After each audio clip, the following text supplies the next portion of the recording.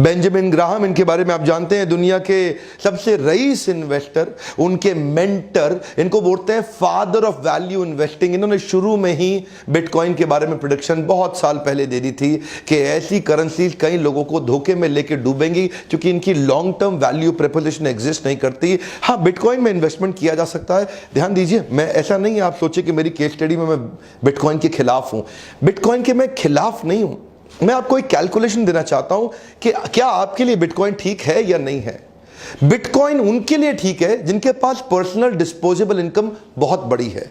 क्या मतलब हुआ पर्सनल डिस्पोजेबल इनकम? मतलब आपके पास व्यर्थ का एक्स्ट्रा बचा हुआ बहुत सारा पैसा पड़ा हुआ है जिसको फेंक के आप जा सकते हो। अगर आपके पास ऐसा काफी सारा पैसा है तो आप बिटकॉइन में डाल सकते हैं क्योंकि ये बहुत तेज ऊपर बहुत तेज नीचे जा सकता है। जो एक्चुअल इन्वेस्टमेंट होती है उनमें प्रेडिक्टेबिलिटी ज्यादा है। इसमें प्रेडिक्टेबिलिटी कम होने के कारण इसमें अगर आप जल्दी से बाहर आना चाहते हैं, देखिए 1 साल बाद अगर आपको बाहर आना है तो उसमें कठिनाई हो जाएगी।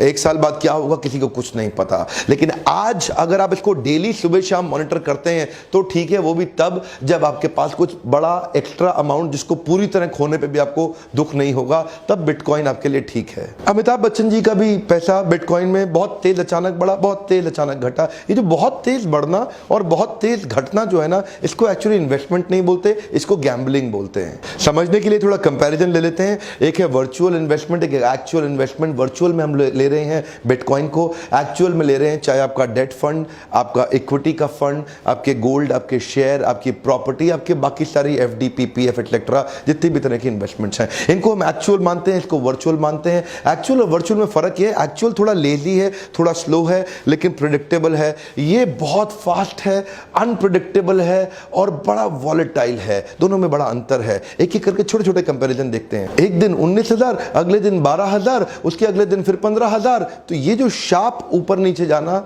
यहां से ये पता चलता है कि ये इन्वेस्टमेंट है ही नहीं, ये तो गैम्बलिंग है। लेकिन इधर दूसरी तरफ उसमें प्रेडिक्टेबिलिटी है, कैलकुलेशन है, वो एक एक्चुअल इन्वेस्टमेंट है जो 2 साल, 3 साल, 5 साल के होराइजन में जहां प्लानिंग की जा सकती है। बिटकॉइन पे आप निर्भर होकर प्लान नहीं कर सकते। बिटकॉइन एक डिपेंडेबल चीज नहीं है, उस पर निर्भरता नहीं। लेकिन बाकी सब पे, एक्चुअल इन्वेस्टमेंट पे आप डिपेंडेबिलिटी डाल सकते। आप अपने बच्चों के लिए, अपनी बेटी के लिए बिटकॉइन खरीद के नहीं रख सकते। आपको प्लान करके रखना पड़ेगा, सोच के तैयार रहना पड़ेगा कि ये पूरी तरह जीरो भी हो सकता है। बिटकॉइन क्या, हाँ, पूरी तरह जीरो भी हो सकता है। ऐसा नहीं कि हो जाएगा, हो सकता है। नोवेल कॉन्सेप्ट है, नया है, लिमिटेड ट्रैक रिकॉर्ड है, लो क्रेडिबिलिटी है। पुराना कॉन्सेप्ट है, स्टेबल है, डिटेल ट्रैक रिकॉर्ड है, हायर क्रेडिबिलिटी है। बिटकॉइन में आपको टैक्स बेनिफिट ना इन्वेस्टमेंट के पहले मिलता है ना इन्वेस्टमेंट के बाद मिलता है। लेकिन इधर जो एक्चुअल इन्वेस्टमेंट है, इनमें बहुत सारी इन्वेस्टमेंट है जिनमें टैक्स बेनिफिट आपको पहले भी और बाद में भी दोनों लेवल पे मिलता है। और बाद का मतलब है जो आपको रिटर्न मिलता है वो भी टैक्स फ्री होता है। जैसे जितने भी इक्विटी बेस्ड इन्वेस्टमेंट है सब टैक्स फ्री रिटर्न्स हैं। ये थोड़ा एक फर्क आपको, यहां पैसा बचा नहीं सकते सरकार, इधर से सरकार सब ले जाएगी आपसे आगे चल के। यहां सरकार आपको एनकरेज कर रही है, इधर सरकार डिस्करेज करेगी। जानते हैं क्यों? क्योंकि बिटकॉइन का इस्तेमाल ब्लैक मार्केट में हो रहा है, यहां मनी लॉन्ड्रिंग में हो रहा है, हैकर्स इसका इस्तेमाल कर रहे हैं, टेररिस्ट कर रहे हैं। जितनी भी आपराधिक इलीगल एक्टिविटीज, टैक्स इवेजन की एक्टिविटी, ये सब बिटकॉइन में की जा सकती हैं। लेकिन ये सरकार की रेगुलेशन में, सरकार की निगरानी में है। तो इधर जो भी एक्चुअली जो बिटकॉइन का लेन देन है ना, ये सरकार के पेट पे लात मारने जैसा है।